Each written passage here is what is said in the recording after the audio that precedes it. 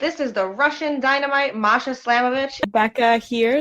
This is not America's Sweetheart, Davian. And It's Billy Starks. And the super fly guy, Trayvon Jordan. This is the fly side flyer, Jalen Brandon.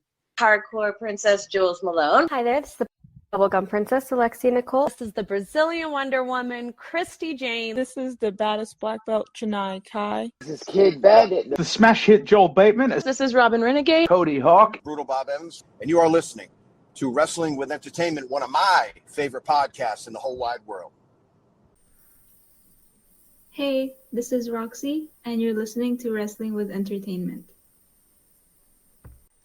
Hello, and welcome to the show. It's Wrestling with Entertainment, the only audio experience on the web today, the trusted choice for interviewing all your favorite wrestlers every Tuesday and Wednesday on YouTube and Castbox, sponsored by Rogue Energy and Player One Coffee. I'm, of course, your host, James J., and it's a great day for wrestling, because we are wrestling with the Backflip Queen, Roxxy! Hi! How are you today, Roxxy? I'm good. How are you? I'm good. Can you tell us what you have coming up next event-wise? So, our next upcoming show is supposed to be January 18th, and I'm not sure about the venue yet, but it's supposed to be January 18th. Okay. And where can we find you on social media? You can find me on Instagram at Roxxified. And merchandise? We have merch on Virgin Megastore, and we also sell them on the shows itself also. Okay. And you don't have to go looking for it. The link to her Instagram will be in the description of the video below, both on YouTube and Castbox. Alright, let's get into it. You work for Wrestlefest DXB. Can you tell us about your relationship with the company? What do you mean by that? Just what's your experience like working for them? Okay, so right now I'm the only woman on the roster, and the company and the roster, they're very nice. They're like my brothers. I'm actually a very shy person, and so ever since the beginning, I've always been comfortable with them in a way where I felt safe, but I wasn't as open yet, in a way where I can make jokes comfortably and just laugh with them about anything. But I always felt safe, and recently I've been more open in a way where I can actually hang out with them and make jokes. And in training, they're very supportive, and they always ask me if I'm comfortable with something, and they make sure that I am. And then when they know that I am, they push me to my limit and make sure that they believe in me before I believe in myself, basically, which is really nice. And it's really cool because I grew up with brothers, so having them also, it's almost like I have my brothers from home at training. And yeah, they're very supportive, and they're very kind. They were, the first time they saw me, they were always so welcoming. It's a comfortable environment, no? Yeah, it's very comfortable. Now, obviously, you're a wrestling fan, and there's not a lot of firsts in pro wrestling, especially nowadays. Literally, the first time you stepped into a pro wrestling ring, you made history. You are the first female pro wrestler trained in Dubai. What does that kind of mean to you? It's means, I think it means that because growing up, I didn't really have someone that I could relate to in a way where I'm like, oh, she's in Dubai, or she's a Filipino in Dubai and she's wrestling. Like, I didn't have that. And so I feel like I get to be that for a little girl, for example. And I think that that's one of the most special things, because it kind of helps push these girls, these little girls, to run after their dreams also, even if it's not wrestling, just something that they feel like is out of reach for them because they don't have someone to look up to in a way where they look like them, or they're in the same place as them. So I think that it comes with a lot of responsibility and a lot of pride also, and honor. And it's something that I take to heart. And I hope that the more things I do, that the more little girls that I get to help, the same way that the wrestlers that I idolized helped me in a way. Do you like that added pressure? Sorry? Do you like that added pressure? That responsibility of, having more to represent as, a new pro wrestler yourself? I think so, because it's another thing that pushes me to be better. And sometimes I feel like I'm stuck in a way where I feel like I'm not improving. And I think that kind of pressure in the back of my head helps, because it kind of tells me, like, you can't slack, because Right. It's not just you. It's if you want to make a difference, you have to keep working. So I think I do. I like it. Now, you've definitely had the eventful career, to say the least.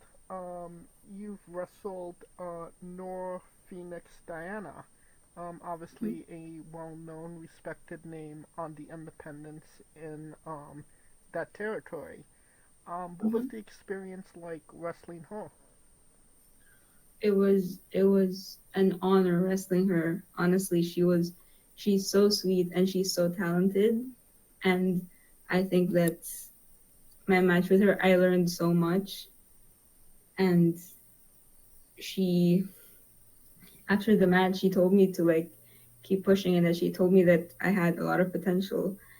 And I really appreciated that match, because I feel like she opened more doors for me in a sense of knowledge, and in a sense of seeing what I can achieve, and seeing what how do you say that? What there's the potential? Yes, but also, like, she helped me see that there's so much more I can achieve, Okay, I gotcha.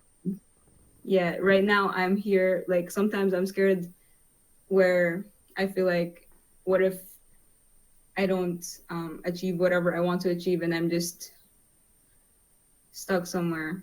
But I think she helped me see that I won't be, as long as I keep working hard, and as long as I keep loving the business and the sport, then I'll be fine. Well, it does seem like WrestleFest have brought in some really great women's wrestlers, specifically to wrestle you. So what does that kind of mean to you, to have them, bring in these talents to compete with you? It means a whole lot, and that also itself gives a lot of pressure, because it means that they trust me enough to, represent them in a way against internationals. And it kind of reassures me in a way where they trust me, and it feels good, but it's also very nerve-wracking because I know that I have to keep some kind of level within myself where I can't go down from here or I can't slack, you know? Right. Because I don't want to cause anything to have them lose trust with me, basically. But it's also one of the most heartwarming and most fulfilling feelings ever. Now, on the flip side of that, you've had plenty and your fair share of intergender wrestling as well. Obviously, um, Wrestlefest is maybe short on females, so you'll be wrestling the guys more often than not. How has that? How has um, what's the difference in your mind competing against a guy rather than a girl? I think right now the biggest difference is that with the guys, I get to be as myself as possible in a way where I can do all these crazy stuff because they can base me, you know? So they can, I don't have to, it doesn't make sense for me to carry them because I can't. And it wouldn't be as effective because, like, you know? So I think that's the biggest thing. And I get to be as smart and I get to, what's the word?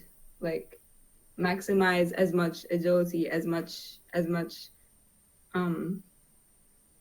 what's the word when you're like very fast and you try to outsmart them in that way. The word's coming to me mind in my mind is cunning. Yeah, maybe that. But with the women I have to think outside the box because sometimes I'm the one bigger than them, so I have to think of other ways to outsmart them because they'd be the ones that are faster than me. Right. They'd outsmart me and use their size to their advantage, and I can't really do that as much. But I also really like it because it pushes me again to be better. It's helps me find more range, and I think that's one of the things that I have to really work hard on also. So I shouldn't stay in my comfort zone basically. Would you say it's maybe less pressure wrestling the guys because you actually you trained with them and you're maybe more familiar with them? I would say it's more right now I'm more comfortable because I know them now and I know how they think. But I wouldn't say it's more pressure or less pressure fighting the other because if it's a woman from overseas, I have to show them that I can match them.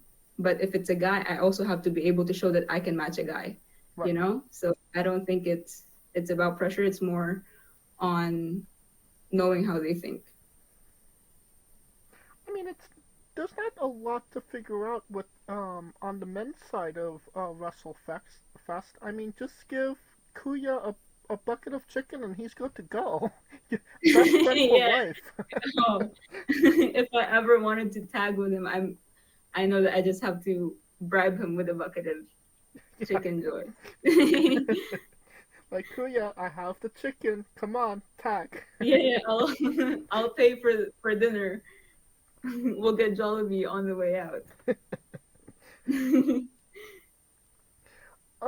Obviously, a lot of your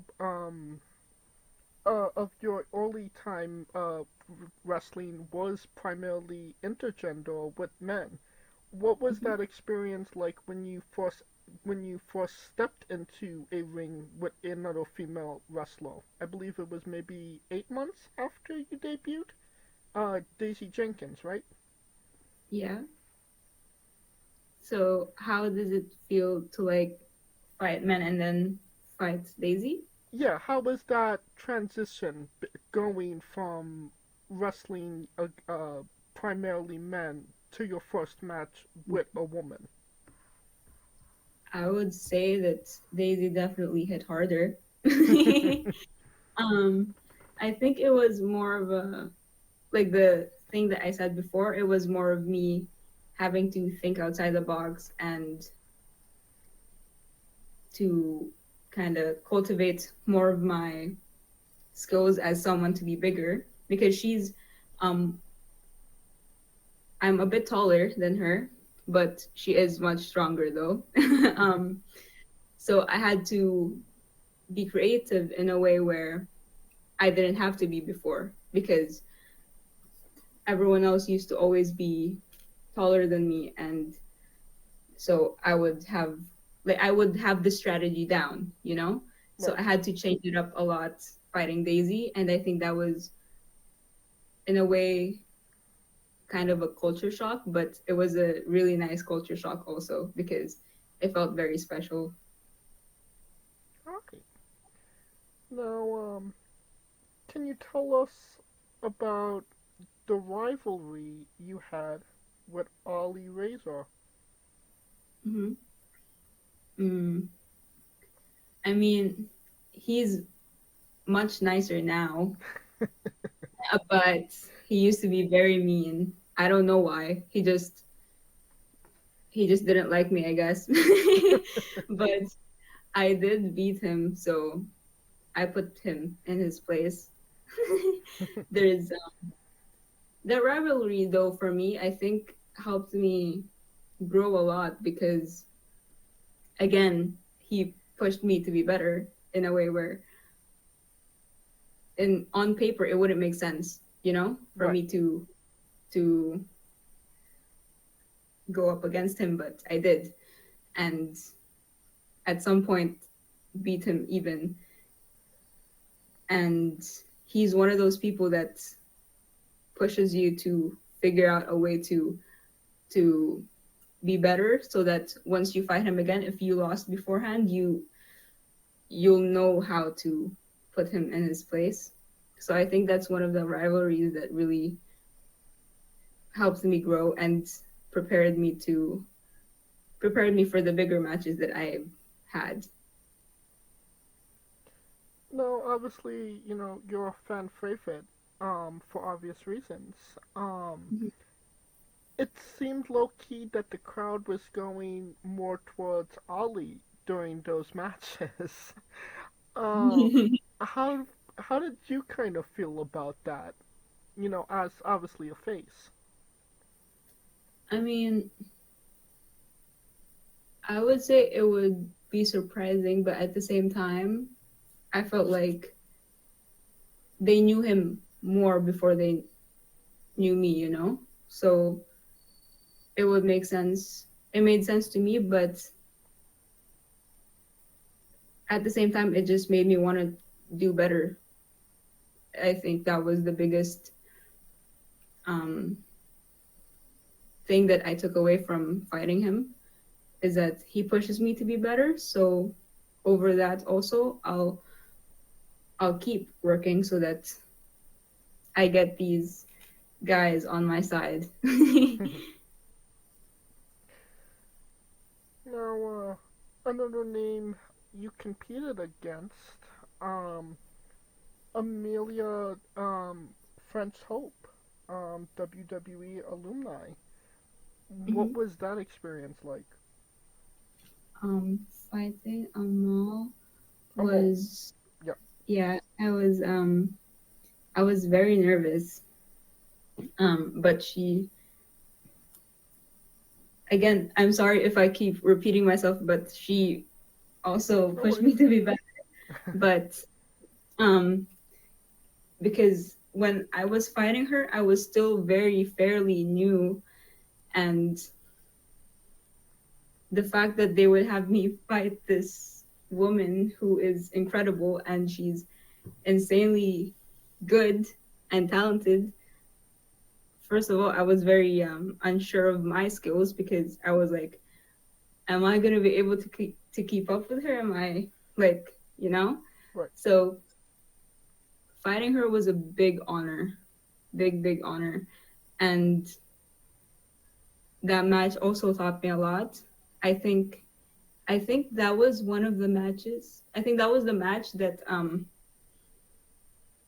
I started becoming more confident in a way where actual people would come up to me and be like, I noticed that you were more confident, you were more vocal. And I think that was the match that kind of started forcing me. It kind of forced me to finally break out of that shell, because one of my biggest issues was my confidence. I would usually just do my moves and just okay, I'm gonna beat you, but that was kind of it. And I think that match really helped me finally get the fire going. So I think the pressure, going back to your question, I think the pressure helps a lot because it forces me to do better than before, and it keeps that voice in the back of my head to keep pushing me. Now, obviously, you've had your fair share of great moments. Are these moments you take in the moment, or these things that kind of set in afterwards, like, wow, I did this? I think they always kick in afterwards. But there was one that was kicking in before I even got to the moment. It was my debut match. So before the show started, my mentor, we usually have pre-show meetings, right? Mm-hmm. So before that, he gave this little speech, and it was so sweet. I know that there's a picture somewhere where you can see the tears in my eyes. Like my eyes were so red. But that was one of those moments where it was hitting before the moment itself. But other than that, it's usually after. I'm always nervous before the show. I'm always nervous before I walk out. It usually disappears when I'm already outside. So that's it's always after that it sinks in, because that's when I have the time to actually think about it. Alright. Now, you did get to venture outside of Dubai. You competed in Puso Pro Wrestling in the Philippines. Yeah. What was that experience like? It was amazing. It was one of the shows that I was most nervous for. And everyone was so welcoming. Everyone was so talented, and they were so kind and hospitable. And I have nothing but praise for them. They were so nice and they were so good. I loved it, and the crowd, I hope, loved me. And I'm hoping that they would want me back, because I would love to go back. It was one of my favorite shows I've ever done. And if they do have me back, I'm gonna have to even the score with Chelsea. They cheated. But I mean, the way that you kicked Chelsea, I'm sure that gained favor with Fabio. So I think you might be secure in another match. Yeah, because I would love to get my my revenge. This guy, Kurt. Where did he even come from? He was just there out of nowhere. But yeah, it was definitely one of my favorite shows ever.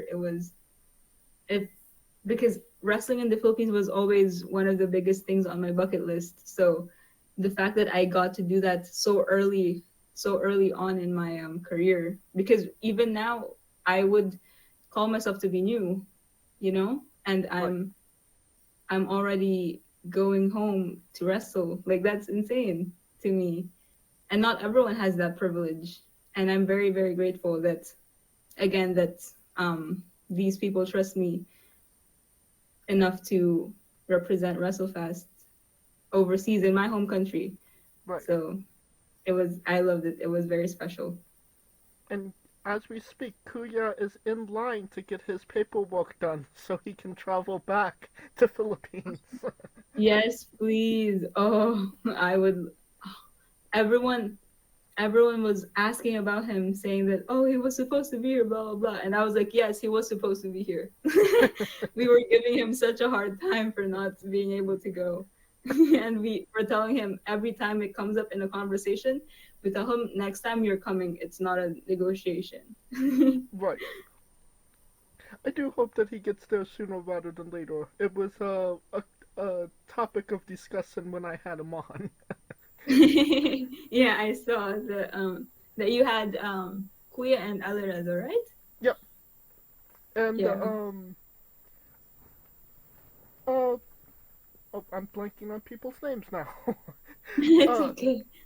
I've had a few people from DXB on. But yeah, being your home country, you know, Philippines, definitely adds to the moment. Mm-hmm. Yeah, definitely.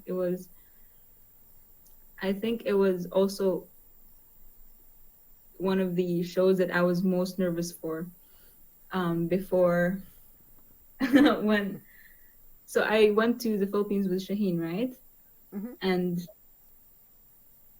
when he was telling Kuya about the show and the match, he was telling him that was one of the most nervous he's ever seen me, and it was as if I was hyperventilating. Because I kept jumping around, I kept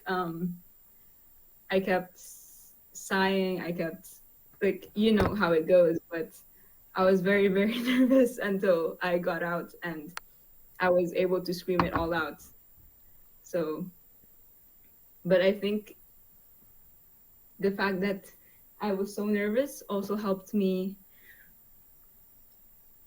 give all that energy out in a way, because I kept pushing it down, you know, as I was about to come out, I kept pushing it down so that I would chill out, basically. So Right. When I was able to finally go out, I was able to scream everything out. I was able to bring it out with the moves, with the intensity, and it was good enough, but they cheated, so it doesn't count. Right.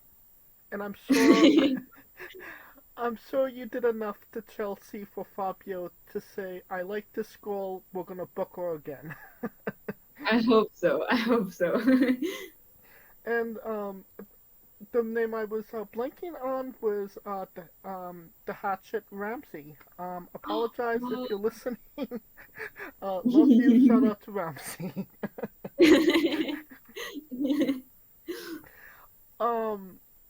Obviously, you know, you wrestle in Dubai primarily. What were some of the differences you saw, crowd-wise, wrestling from Dubai to the Philippines? I wouldn't say there's a big difference, honestly. Both crowds are very welcoming and accepting, and as long as you give them what they want, they're gonna cheer for you. And they have their favorites. You can tell that they have their favorites, but it's not in a very big way, if that makes sense. It's like, you can tell they have favorites, but you wouldn't be able to be like, oh, they don't like him at all. You know, you can't tell that, because they'll always, like, they're very welcoming, and they're very they just want you to show that you have what it takes. They just want you to show what you've got, and they're gonna be right behind you. Okay. Just don't, in Dubai, just don't do anything wrong to Kuya. They hate when, especially when Kuya's reffing. if you if you even look at him the wrong way, they will kick you out of the venue, literally. Yeah, Kuya got residence. Yeah. Yes, tenure. It's Grandfathered so in. funny. They love him so much. Now, I think it's time for Roxy's Bizarre Adventure. You're a pro wrestler, and weird, crazy, and bizarre things are bound to happen. Can you tell us a story that maybe fits that description? A bizarre story. Yes. Let me think. Maybe a road story, something that happened while you were traveling, maybe something that happened at a venue. Let me think, because I have very poor memory. Just give me a sec.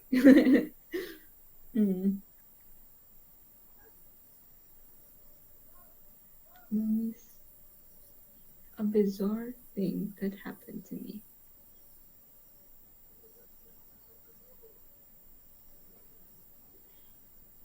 Wow, that's a very tough question. Could you give me an example of stories that the guys gave from DXB? Not specifically the ones from DXB, but somebody driving backwards on a freeway, or some to catch the exit that they're supposed to go on, or somebody completely turning around on the freeway to go off onto an exit. I can't say the Mickey Knuckles one because that was pretty inappropriate. But that's the most memorable one. Okay. Because I remember laughing a lot, but I feel like whenever I laugh a lot, I black out. Okay. Could you explain? Because I feel like whenever something really funny happens, I burst out laughing. As if my life depends on it. So I feel like whenever I laugh I remember laughing that hard, but I wouldn't remember why, which is such a shame. So I know that it's a good memory. I know that I had a blast, but I can't remember why. Okay. So, oh! I do have this very funny memory. It was with my brothers. Okay. It was from a very young age. So, we were at my grandma's house, and so in this house we usually have one room for each family because this is where my dad grew up with his siblings. Okay.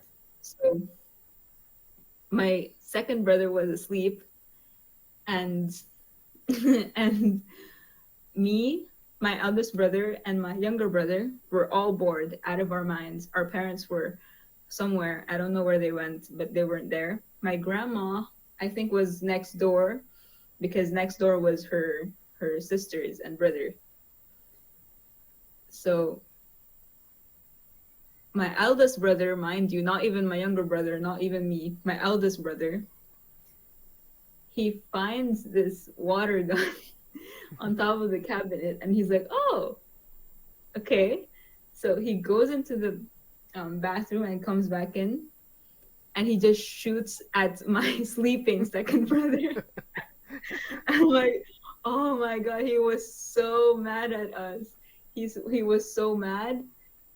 But he was very tired also, so he just moved to my grandma's bedroom and just continued sleeping there. But he was so mad at us for the whole day. Me and my other brothers were just laughing our asses off.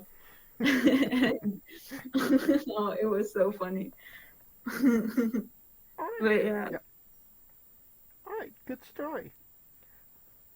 Speaking of your brothers, have they shown any interest in getting in the ring as well?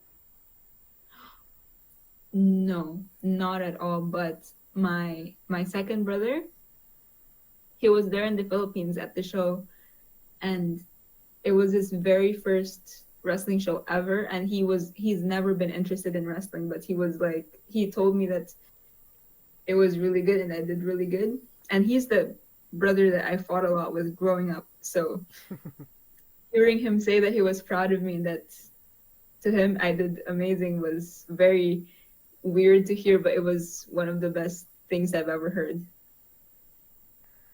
If they did ever show interest into getting pro wrestling, would you be the supportive sister, or would you be the Roman Reigns fall in line sister? I think I would be both. I would be supportive, but I will show them that I'm better than them. So, yeah, you got my support, but you need to know your place. Acknowledge me. Yeah, exactly. Like, okay, come join me, but you're not gonna be any higher than me, you know? Right.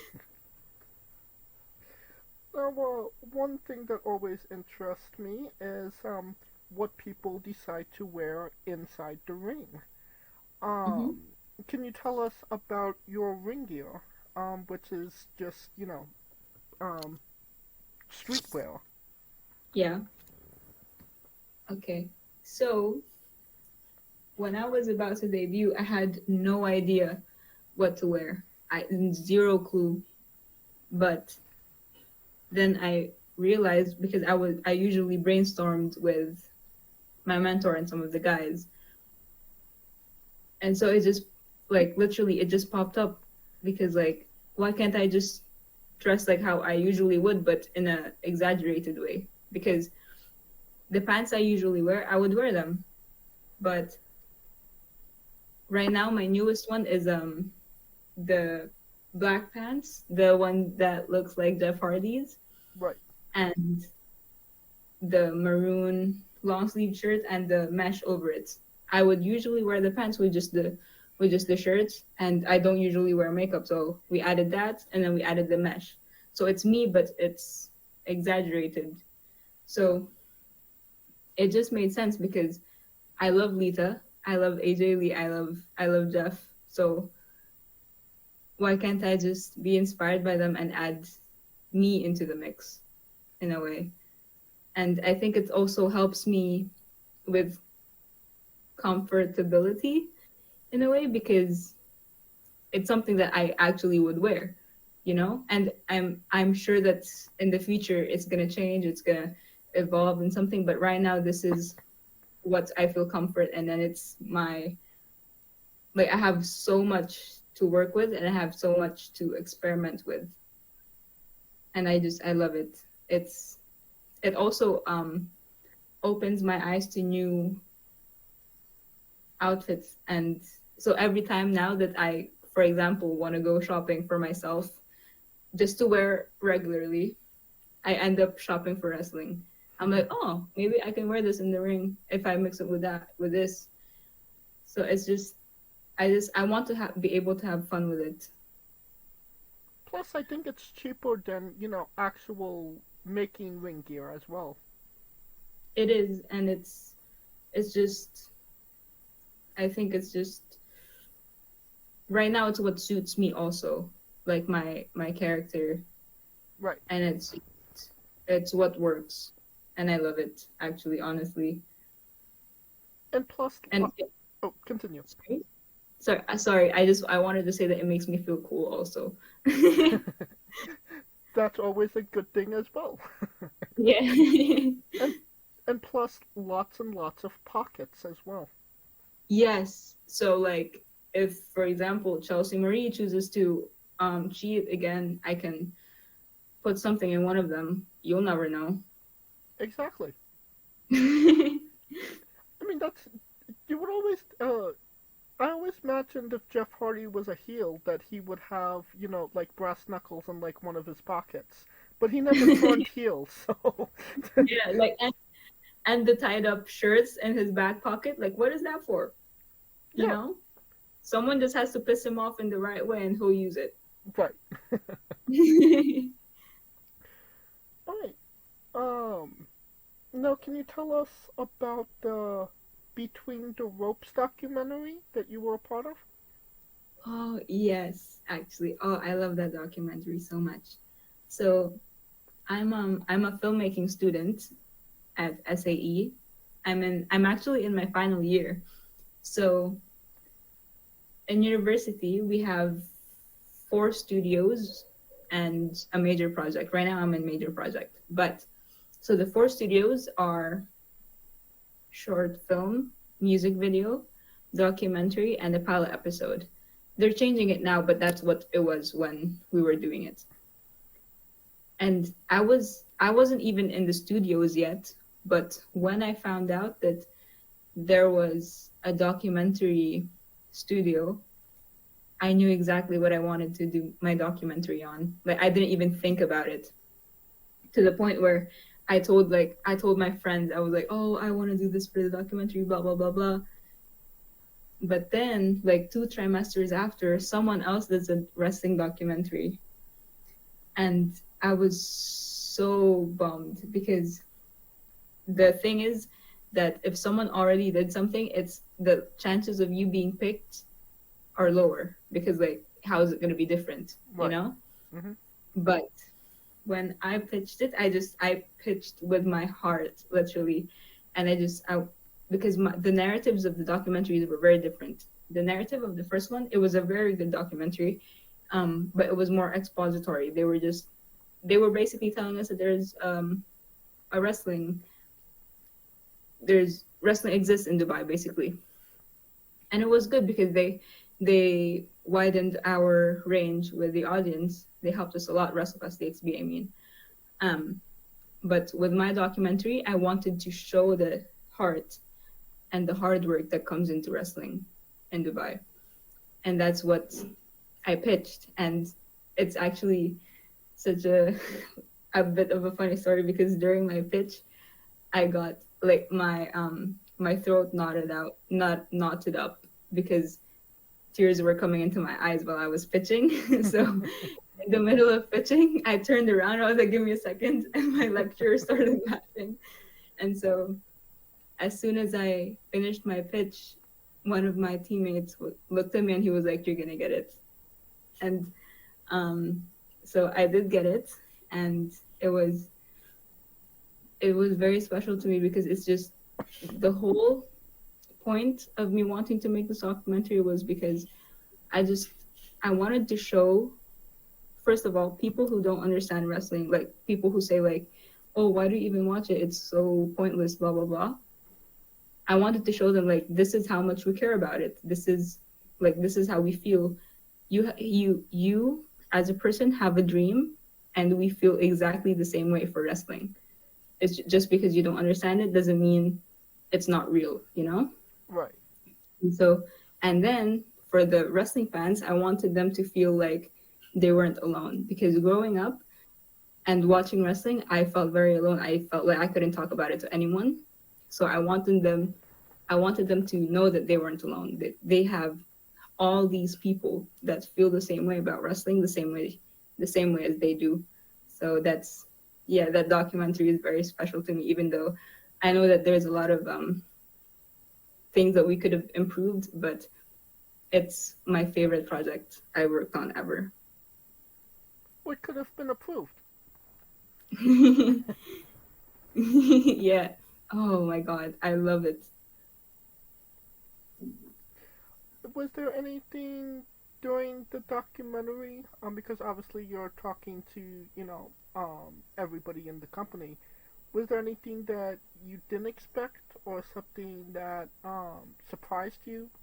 Obviously talking to everybody, but obviously in a different setting. Yeah. So I learned Shaheen's origin story with wrestling. It was very inspiring, and Sam's also. But I think just finding out that everyone comes from these very different stories, but we all have the same dream. It's one of the best things about wrestling, I think, is that we're literally just little kids trying to live out our dreams despite the hurdles that the world offers us. Even though most people will say you can't live off of this, you can't, like, this will bring you nowhere. That's what most people say, but we don't take that as an answer. We make it work. I think that's the most surprising thing to me, is that at some level I wanted to believe it and I wanted to think it, but there was still a little thing in my head where it's like, oh, maybe it's just you, maybe you're just crazy and you just don't want to listen to your mom or you just don't want to work 9 to 5. But knowing that I'm not alone and knowing that there's a lot of people who feel the same way as I do, that's one of the most surprising things. Right. I mean, I don't want to listen to my mom or work a 9 to 5 either. Yeah, that's true, but like, it's not the only reason. No. Right. Can you tell us about Apostles of Apocalypse? Yeah. Okay. So that's our pilot episode. It was written by Hannah. She's my friend. Mm-hmm. She was the producer of Between the Ropes, and this was with Apostles. She wrote it, and she was the showrunner.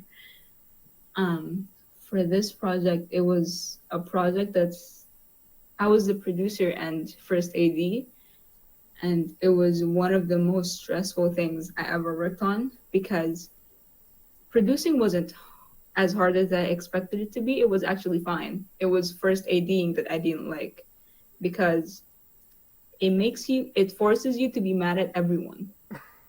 Because you have to keep everyone in line, and so at some point while you're doing that, someone's bound to piss you off, because you're gonna be, oh, this doesn't work, oh, we don't have time, oh, I like, Right. So while you're trying to keep everything in line and proper, some people will keep coming to you with problems, and you have to fix it because it's your responsibility, basically.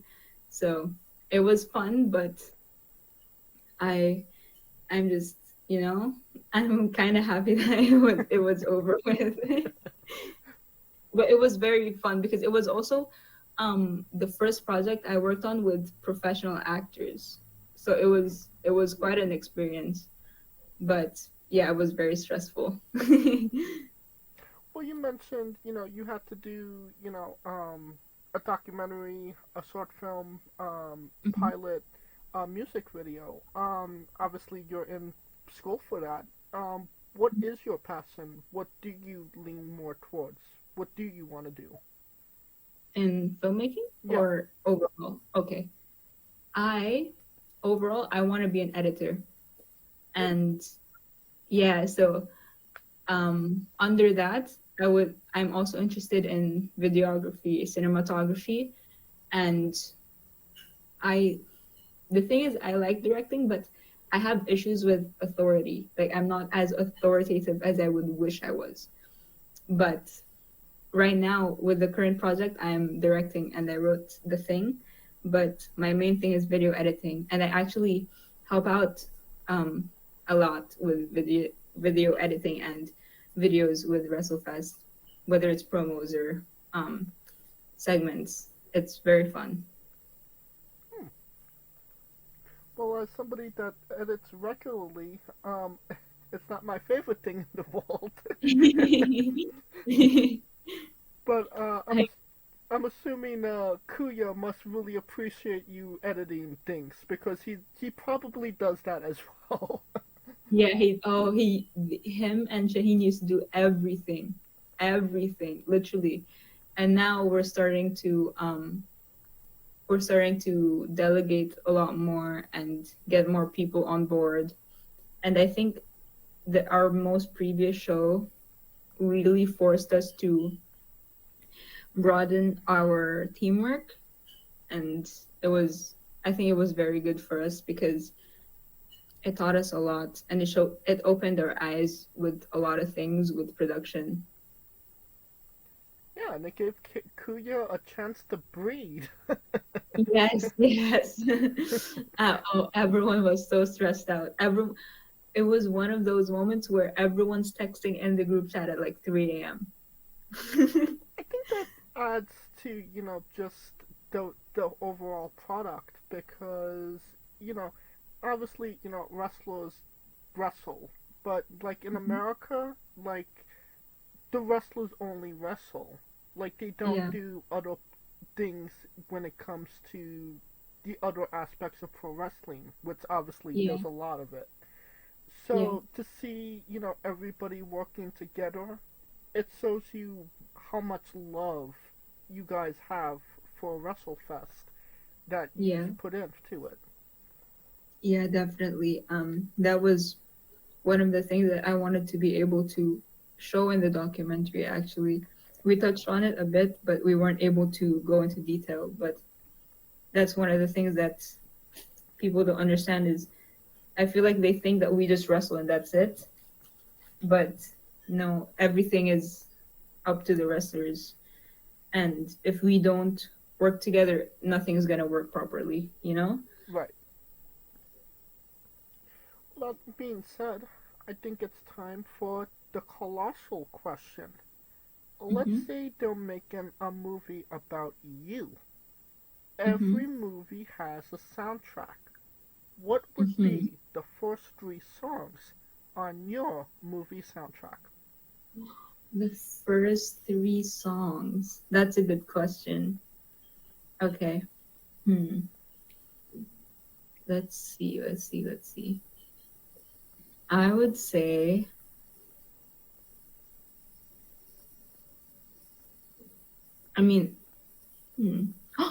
I would say Vienna by Billy Joel. Okay. And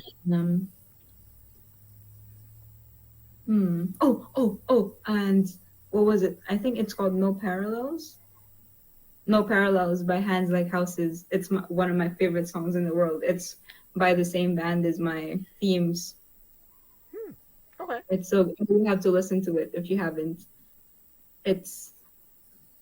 This song embodies wrestling for me so perfectly. So Vienna, No Parallels, and let's see. It's My Life. It's My Life? Yeah, by Bon Jovi. There we go. I was blanking on who it was. Oh, yeah, I think that those songs would... Oh, I would cry if those songs were in a movie about me. Hell yeah. And a solid 3 picks, to say the least. Sorry? A solid 3 picks. Thank you. Now that we have the soundtrack down, everybody knows you get the soundtrack first, then you write the script, and then you go to casting. Who plays Roxxy? And you can't say yourself because you were obligated to make a Stan Lee-esque cameo. You potentially might be directing this movie, so that as well.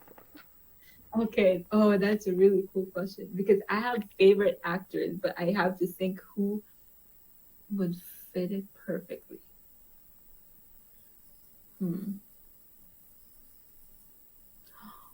That's a good question. I want to remember who my favorite actors are because I have one specific favorite actor and I love her, but who is it? Zendaya. Okay. So cool. I could see that. Really? No way. She's much cooler than me. I think you're underestimating your drip here. That would be cool though. Oh, maybe. Do you think Olivia Rodrigo would do it? Hell yeah. I mean, we have a limited budget here. I mean, we could get whoever you want. We can get whoever we want. Yes. because I'm thinking like she's also very cool. I mean, yeah. I think it's either Zendaya. If I become as cool as her, I would. Oh, Avril Lavigne is so cool. Okay. Okay. I'm not saying that she's like, I'm just like, I'm sorry, like, I can't focus on one thing for too long. But yeah, maybe a mixture of three of them. All right. We could workshop something.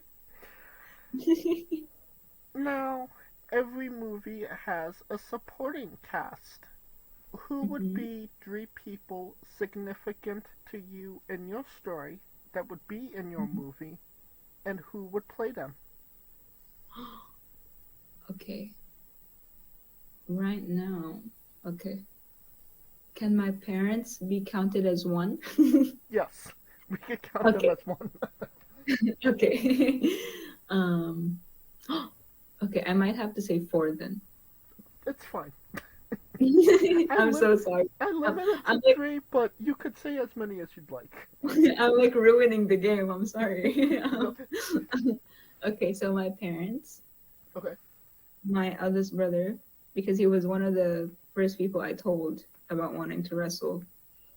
My mentor. I'm assuming that's Shaheem? Yes. Okay. And I have this friend who I met on Twitter when I was very young. She's also training to wrestle, by the way. Her name is Alexia, and she's like the person I talk to about everything in wrestling. And I think we became friends when I was 15, and right now I'm 20. So since 15, we've been talking about wanting to wrestle and wanting to wrestle together. So we were there when we were talking. We were just dreaming about it. We were there when we both started training, and now we're there while we're like starting to get places, So I think she's a very important character to be there. So my parents.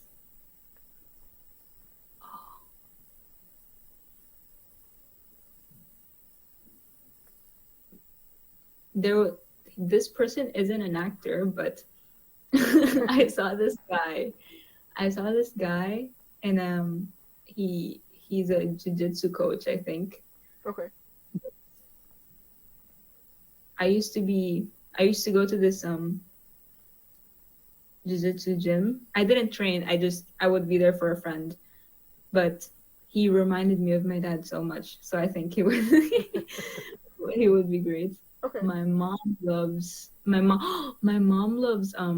don't remember her name, but do you know the woman from 13 Going 30? Jennifer Gardner. I think so, yes. She loves her, and okay. I think she would be great. For my brother,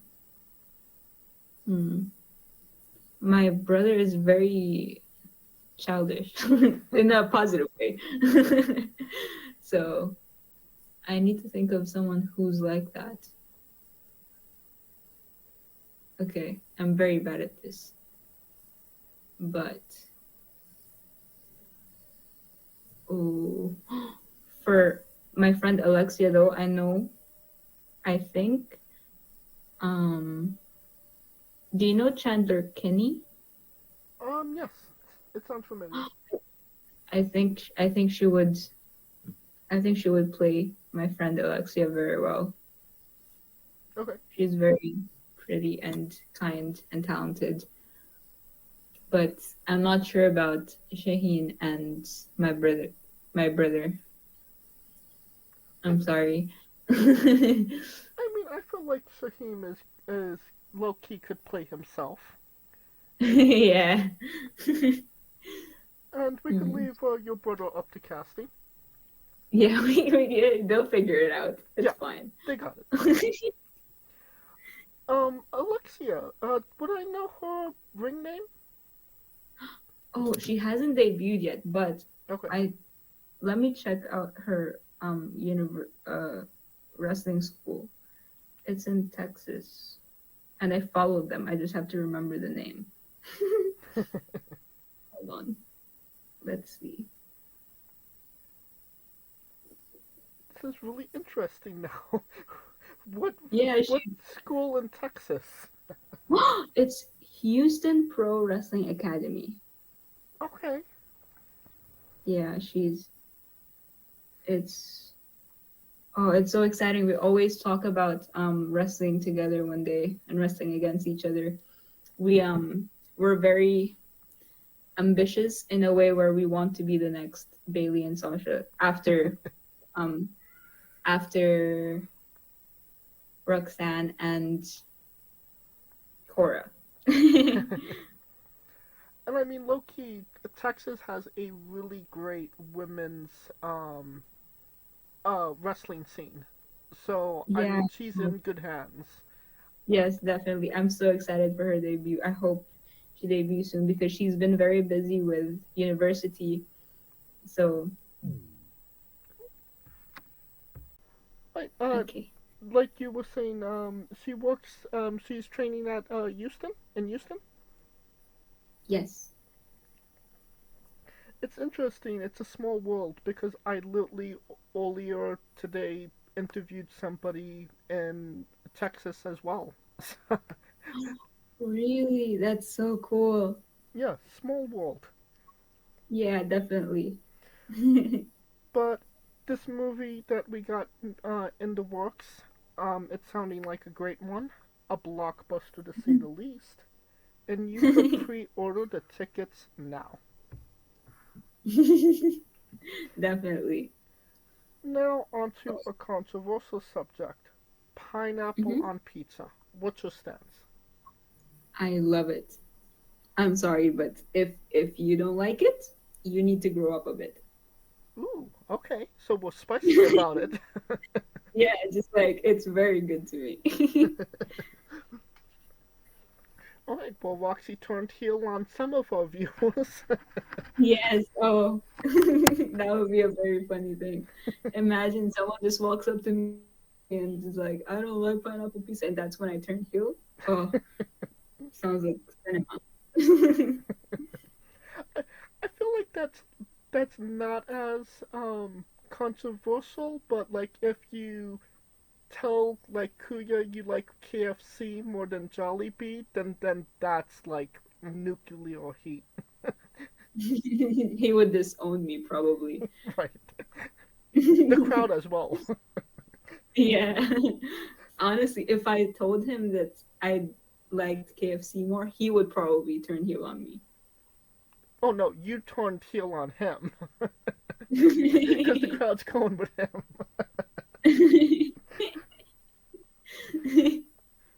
Alright. What's your spirit Pokemon? Spirit Pokemon. I mean, growing up, I always loved Pikachu.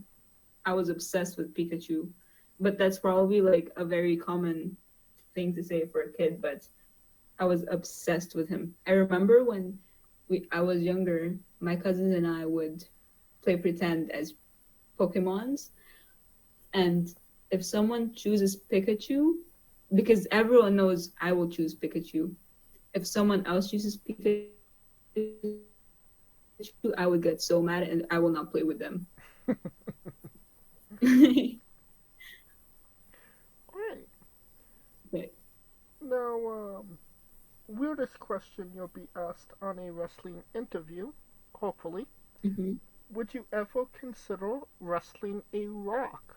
Not Dwayne Johnson, not the country, an actual physical Rock. If it's for me to prove that I can wrestle The Rock, then yes. If I get to wrestle the actual real deal after wrestling a Rock, then yes, I definitely will. Alright. Well, just for context, there's a wrestler named Psycho Mike that indeed wrestled a Rock for over 20 minutes in a Tungsten Man match. That's an Iron Man match that lasts for 2 weeks. Wow. That's actually insane. Yep. he definitely has more patience than me. And he did not win the match either, so. Really? Yes. That's so funny. I love that. I'll probably look that up. I could send it to you. Okay, thank you. On a more serious note, where do you see yourself in 5 years? In 5 years, I mean, I hope that I'll be traveling, wrestling around the world by then, because I hope that I get to travel around the world and set my mark everywhere. I want to be able to just have fun and live my dream. And in film, I hope that I've found my footing also, because I know what I want to do, but I don't know how yet. So yeah, traveling around the world doing what I love. Obviously, Texas is on your radar. Anywhere Yes, else you'd like to wrestle? Definitely. If they'll call me right now and be like, you have to wrestle Alexi, I'll drop everything. I'll literally go into that and go. Any other places in particular you'd like to wrestle? I would love to be able to wrestle in Japan and be good enough.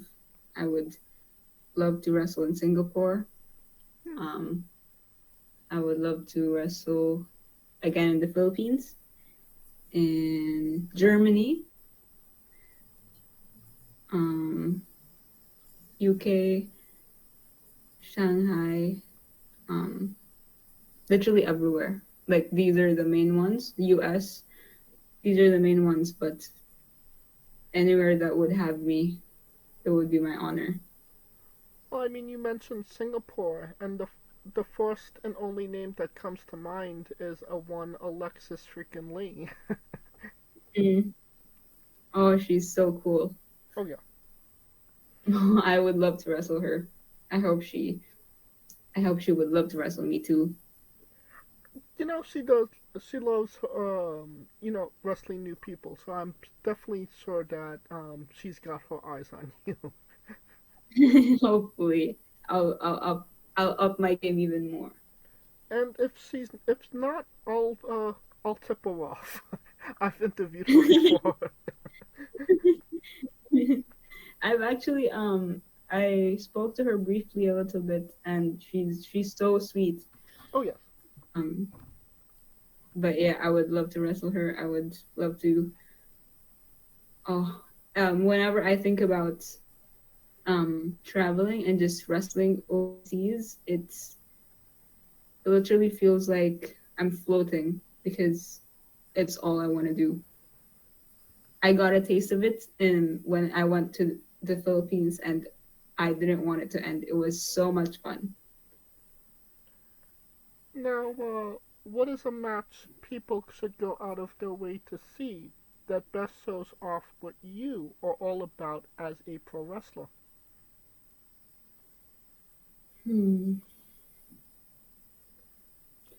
I think that I've had, right? Yes, your match.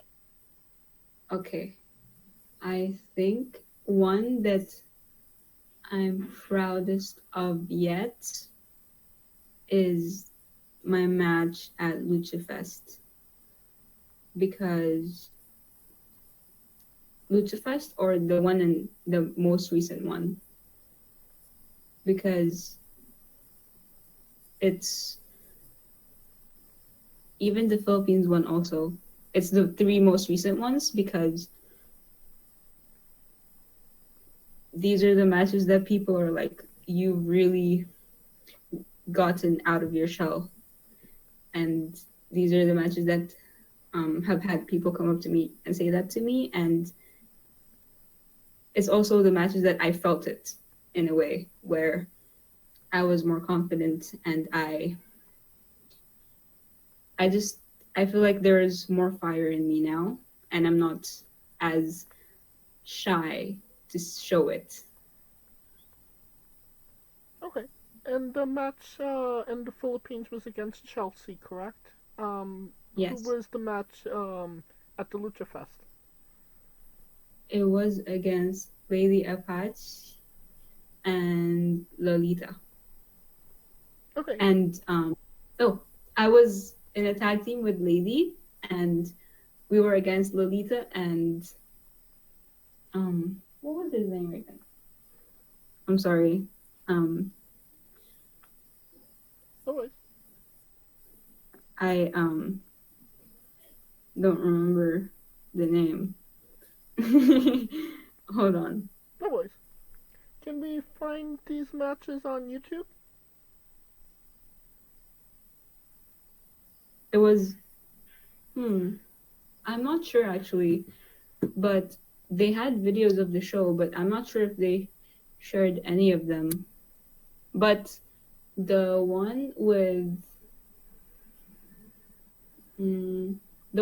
Puso, I'm pretty sure that they upload their shows on YouTube.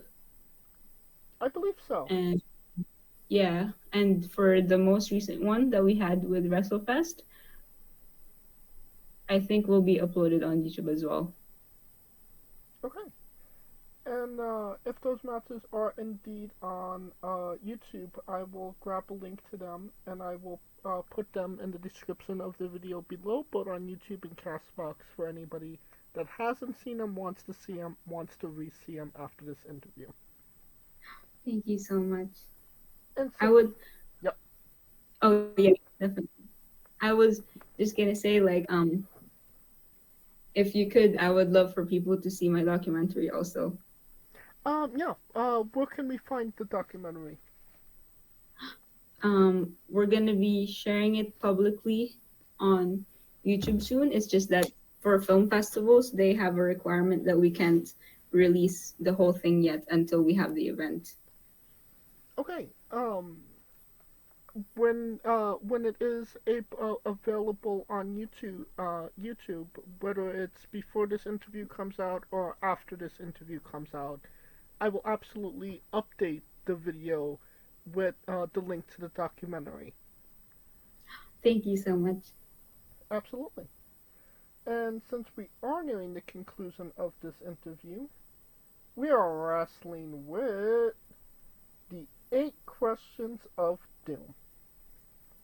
Okay. This is our speed round or bonus round, the round where we see who you really are. Are you ready? Maybe. Excluding yourself, greatest wrestler of all time. I would say Mercedes Moné. I'm sorry. She's amazing. Or Eddie. Okay. Eddie Guerrero. Yes. Okay. Worst wrestler.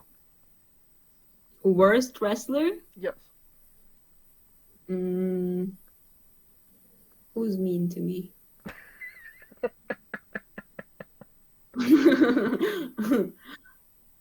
Oh, it's El Muerto. He's at least Ali has grown. He's kinder to me now, and he's funny. But El Muerto is always so mean. He's the worst.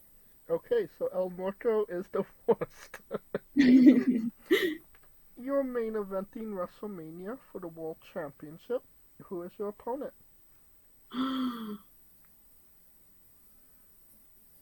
Either Mercedes, AJ, Lee, Lita, or Alexia. Okay. If you could come out to anyone's entrance music, past or present, who would it be? Jeff Hardy. Which one? That's a good question. This isn't a fast round at all. Like, I'm very indecisive. Obsolete, probably. Obsolete? No more words. No more words. Yes. Do you lock it in? Yes. Finish the sentence. Kayfabe is... Pineapple pizza. We would have also accepted taste great on toast. Yes. Squash, vegetable or fruit? Vegetable. It is indeed a fruit. It has seeds. Tomato locks it. That's very weird. Yes, but it is Chili- an actual fact. Chili pepper is a vegetable, but it also has seeds. But we only deal with squash on this show. If you want to indulge chili peppers, you're gonna have to go somewhere else. A little bit off New Japan wrestler Tai Chi. His ring gear gets smaller every year, revealing more of himself to the world. My question, what is the appropriate trunks to butt cheek ratio for ring gear? I mean, appropriate? Yes. Honestly, I don't know. Don't most guys like have the same almost? Like unless it's like there's differences, I remember, but I think the shortest I would remember is I think CM Punk's is good, no? I think all of them are fine, honestly. I don't remember seeing any wrestler like any wrestler's gear and be like, oh, that's crazy. So Okay. I don't think I personally have a preference. So basically them. full coverage. Yeah. Okay. And the last question, the main event, the thing everybody wants to know. Have you ever had a conversation with a stranger in a supermarket about Darby Allin? No. And that is the correct I've- answer. Hmm? That is the correct answer. Thank you. That will conclude this interview. Thank you so much for coming on and doing this with me. Thank you so much for having me. I'm sorry that I was very indecisive for the whole thing. You're completely fine. It was a pleasure on our side to interview you as well. And can you tell us once again where we can find you on social media? You can find me on Instagram at Roxxified, and that's about it. You can find me on Wrestlefest's Instagram also. It's at Wrestlefest DXB. Alright. And you don't even have to type it into your Google machine. All of the links, well, the link to her Instagram will be in the description of the video below, but on YouTube and Castbox. Simply click the link. A new tab will appear on whatever device you are on. You have no excuse. Give her a damn follow. And if you're on a show, buy a damn shirt. Yes, please. I'm a student. It would really help me out. She needs to pay actors. Yes, I do. Oh no. Yeah. She needs to pay people to tell her what her vision is. Oh, that reminds me. I'm sorry, but I'm actually working on a major project, and I wrote and I'm directing it. It's gonna be speaking on abuse towards women, abuse and assault. So. Oh, okay. Yeah. Once we finish it, we'll definitely share it also. More reason to follow Roxxy on Instagram as well. Of course, thank you for listening. If you like what we're doing, please like, subscribe, comment. But on YouTube and Castbox, this was sponsored by Rogue Energy and Player One Coffee. Join us every Tuesday and Wednesday for new incredible interviews, and follow the show at Wrestling with E, but on X, Reddit, Instagram for information on who we're interviewing, when we're interviewing them, links to those interviews, and so much more. Follow me personally at JamesJ993. Well, alright, now, when I say wrestling wit, you say entertainment, okay? Okay. For our special guest, Roxxy, Coleco Yacht, Scooter Dust, I am James J, and this has been Wrestling with Entertainment. Hey folks, this is the Colossal Mike Law, and you are listening to Wrestling with Entertainment. Enjoy the show, support these guys. We appreciate it very much. We'll see you at ringside.